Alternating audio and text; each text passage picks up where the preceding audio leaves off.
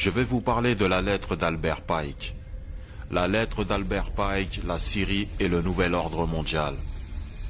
Et nous revenons sur cette incroyable lettre rédigée en 1871 et qui refait actuellement parler d'elle. Comment ne pourrait-ce pas être le cas, tellement Albert Pike a décrit avec une précision diabolique les événements passés et actuels. Car la grande question avec cette lettre est, comment Pike pouvait-il savoir? Comment pouvait-il savoir qu'un jour il y aurait un mouvement appelé sionisme, alors que ce mouvement est né à Herzl à la fin du 19e siècle? Comment pouvait-il savoir pour Israël? Comment pouvait-il savoir pour la révolution russe, le communisme, le nazisme, le déroulement des trois guerres avec une telle précision et un tel timing? Comment pouvait-il savoir? Personne ne peut savoir hormis Dieu. Et là, chers auditeurs, c'est la question fatale qui n'a qu'une seule réponse valable en 2019. Albert Pike savait. Albert Pike savait car personne ne pouvait prédire avec autant de précision ce qui allait se passer des dizaines d'années à l'avance. Personne, sauf les Illuminati.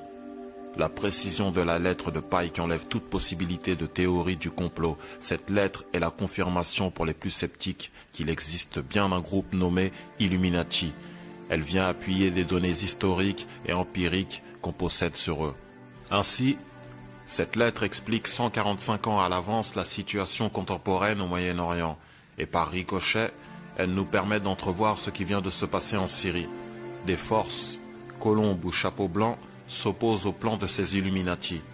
Mais à la fin, ils semblent toujours gagner. C'est du moins ce qui s'est passé jusqu'à présent.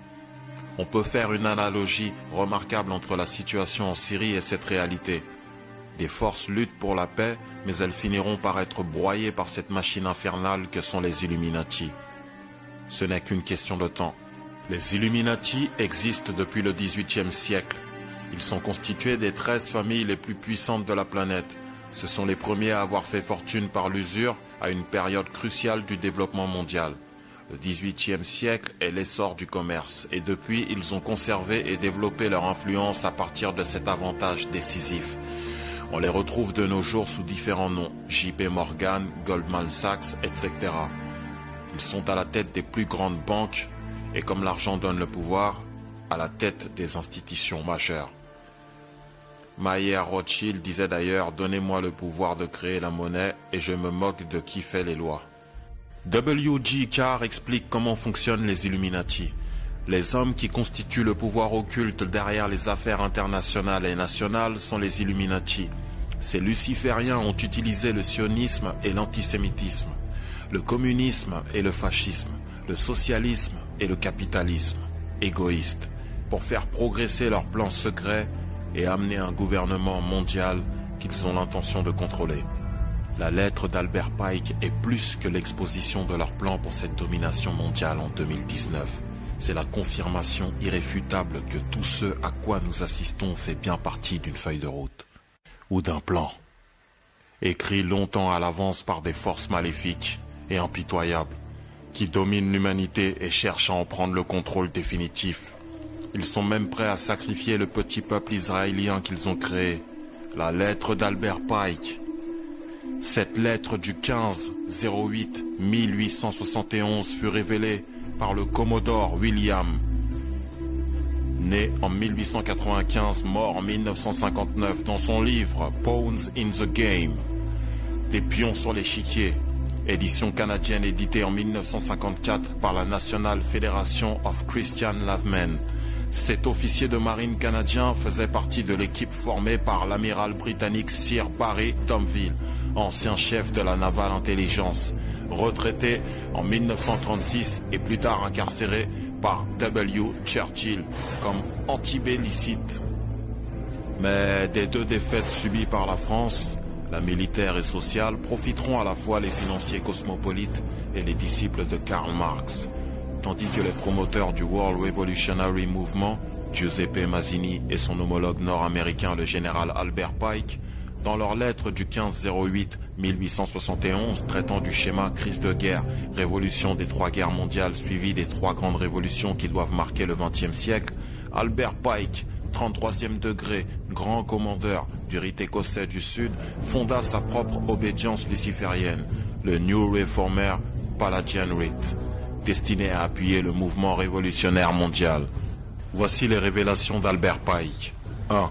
La Première Guerre mondiale devrait permettre aux Illuminati de renverser le pouvoir des tsars en Russie et de transformer ce pays par la mainmise du communisme athée. Les divergences naturelles attisées par les agents des Illuminati entre les empires britanniques et allemands devraient servir à fomenter cette guerre.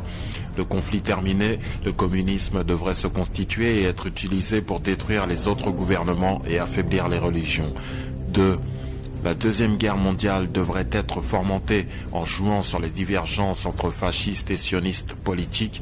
Cette guerre devrait permettre la destruction du nazisme et accroître la puissance du sionisme politique de façon à ce que l'État souverain d'Israël puisse s'établir en Palestine. Pendant la Deuxième Guerre mondiale, la puissance du communisme international devrait arriver au niveau de celle de la chrétienté tout entière. Arrivé à ce point, il devrait être contenu et mis en réserve jusqu'à son utilisation. Et le dernier cataclysme social. Quelle personne informée pourrait nier que Roosevelt et Churchill ont réalisé cette politique? 3. La Troisième Guerre mondiale doit être fomentée en utilisant les divergences que les agents des Illuminati attiseront entre les sionistes politiques et les dirigeants du monde musulman. La guerre doit être menée de telle manière que l'islam, le monde arabe, y compris la religion de Mahomet, et le sionisme politique, y compris l'État d'Israël, se détruisent mutuellement.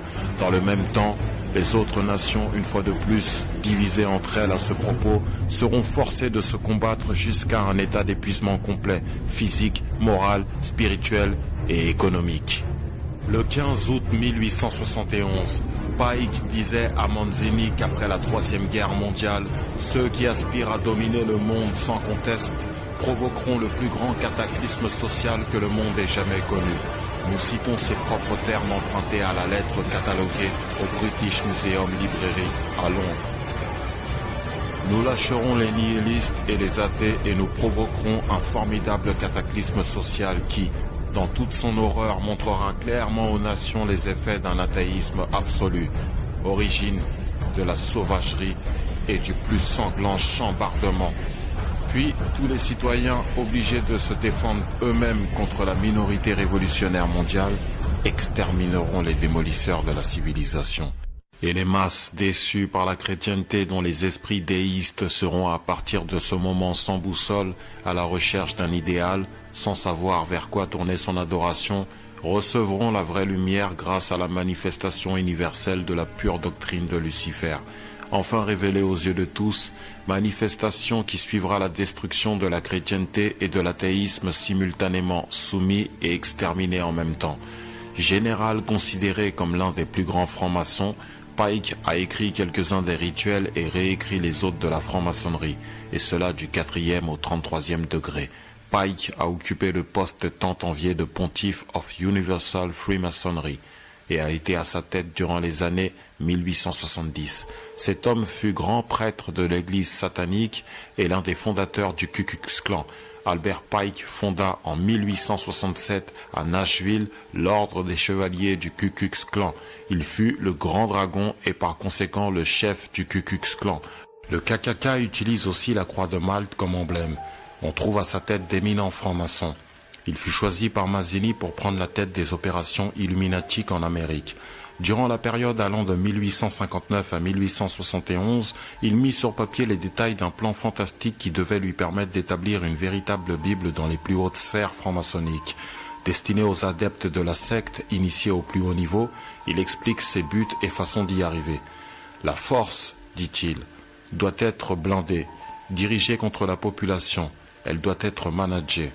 Pour cela, il faut employer la force économique, gérer l'intellect des masses, attaquer les institutions en place, travailler contre les religions en place. La force doit avoir un cerveau et une loi, les Illuminati. Pike aimait à dire que Lucifer est Dieu et que Jésus est contre Dieu. Il expliqua dans son ouvrage que pour mettre en place un tel système de contrôle, il fallait 3 guerres mondiales. Lors de la Troisième Guerre, beaucoup plus discrète et plus mentale, il n'y aurait plus qu'à lâcher les nihilistes et les athées en créant un formidable cataclysme social, en créant des désillusions dans la chrétienté et en mettant le monde dans un état permanent d'anxiété et de peur. Voici un extrait du discours de Pike du 4 juillet 1889, destiné aux membres du 32e degré du rite écossais. Nous vénérons un Dieu qui est en fait un Dieu compris sans superstition. Nous tous, initiés de haut grade, devons continuer à vivre notre religion dans la pureté de l'enseignement de Lucifer. Si Lucifer n'était pas Dieu, serait-il calomnié par Adonai, dont les actes témoignent de cruauté, de haine envers son prochain et de rejet de la science? Oui, Lucifer est Dieu et Adonai est aussi, hélas, Dieu. La loi éternelle dit qu'il n'y a pas de lumière sans ombre, de beauté sans laideur, de blancheur sans noirceur, car l'absolu ne peut exister que dans deux dieux. C'est pour cela que l'enseignement du satanisme et de l'hérésie, la vraie religion philosophique, c'est la foi en Lucifer, le Dieu de la lumière, mis au même rang qu'Adonai.